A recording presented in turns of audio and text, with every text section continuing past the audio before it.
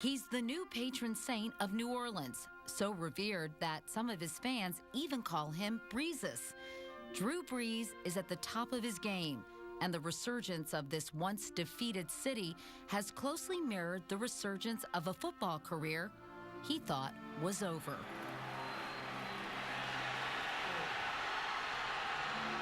I think Drew Brees got hurt on that play going for that fumble. At the time, that injury, the last game of the season, 2005 with the Chargers, I didn't have a contract after that year. I have a major right shoulder dislocation, throwing shoulder. I mean, probably the worst injury you'd want to have as a quarterback. Where at the time I said it's the worst thing that ever happened to me, I now say it was probably the best thing that ever happened to me because it led me here to New Orleans and it's given me the opportunity that I've been able to have here.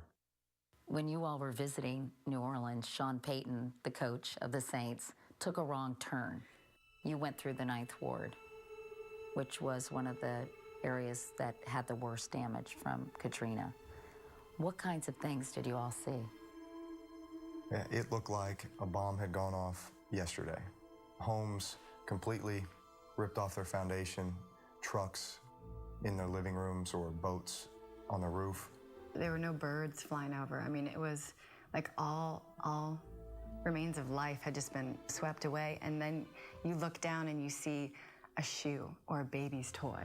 People have lived here, you know, and it's been destroyed and it's all gone. You saw those horrific images of Katrina as this city was courting you. Did you think, I'm not sure about this?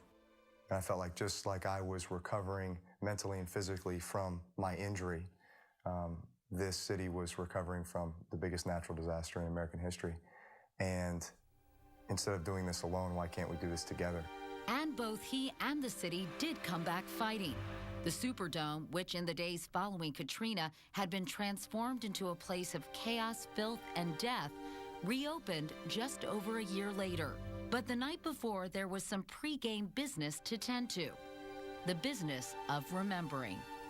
Sean Payton took the whole team to the stadium. Tell me about that night.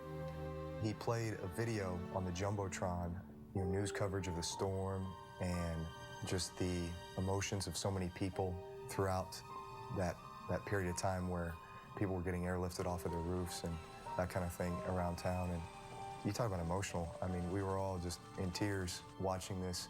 You all were standing in the middle of the field. We were standing in the middle of the field watching this video that Coach Payton was playing over the Jumbotron. And it all made us realize that we were playing for so much more than just, another notch in the W column. For the 2006 season, we were playing for a city. September 25th, 2006, the first home game played in the Superdome. That was an unbelievable night. It symbolized the resurgence of the city. I mean, there was not a dry eye in the house. So many people had, for that year prior to that, had been through so much pain and anguish, and yet here we were all together in the dome, doing it together.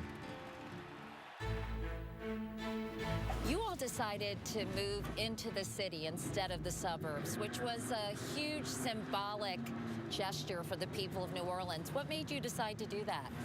Well, I think when Brittany and I think of New Orleans, we think of this uptown Garden District neighborhood. I mean, this is the heart of New Orleans. The streetcars going by, the old homes, the history, the culture. We soon learned taking a stroll with the King and Queen of New Orleans is no walk in the park.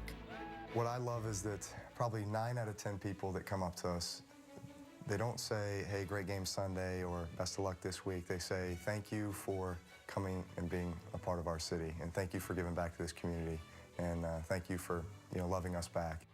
Brees is loved for what he and the Saints have done on the field.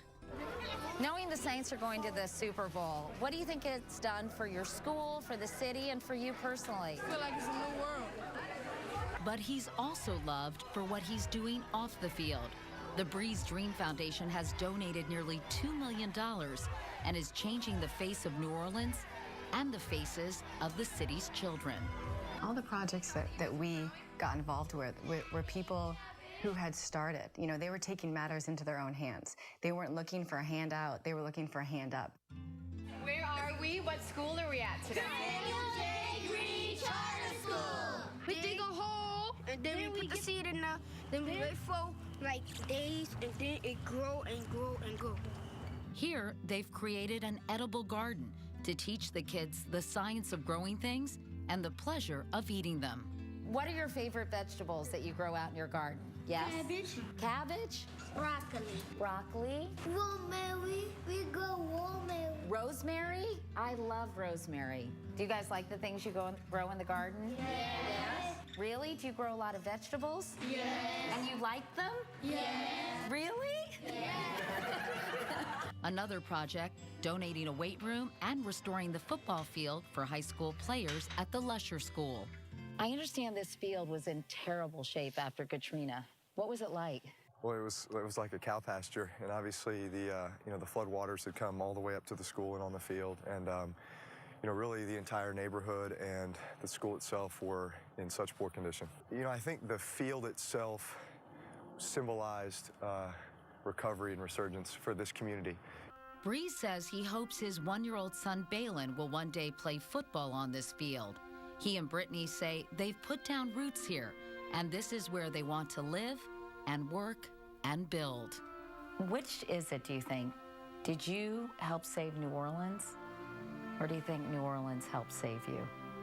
I'm going to say New Orleans helped save me, really.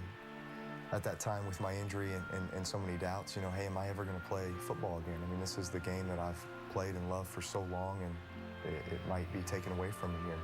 And I think what it did was it really gave me perspective, and it made me appreciate, the opportunities that I was given in the past and the opportunity that I was given here to be a member of this team and a member of this community.